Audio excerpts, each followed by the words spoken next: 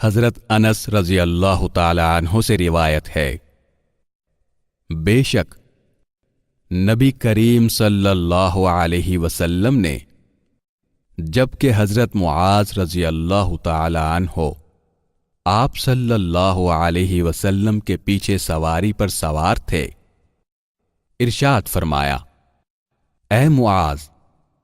انہوں نے عرض کیا، یا رسول اللہ صلی اللہ علیہ وسلم، حاضر ہوں۔ آپ صلی اللہ علیہ وسلم نے فرمایا، اے معاذ۔ انہوں نے عرض کیا، حاضر ہوں یا رسول اللہ۔ 3 مرتبہ آپ صلی اللہ علیہ وسلم نے انہیں پکارا اور معاذ نے لبیک و سعدیک کہا۔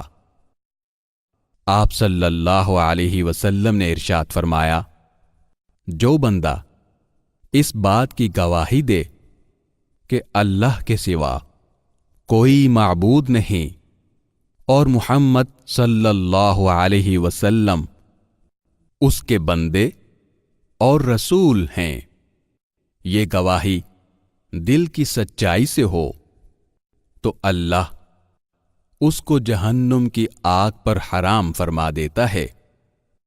حضرت معاذ رضی اللہ تعالی عنہ نے عرض کیا، اللہ کے رسول، کیا یہ بات میں لوگوں کو نہ بتلاؤں تاکہ وہ خوش ہو جائیں؟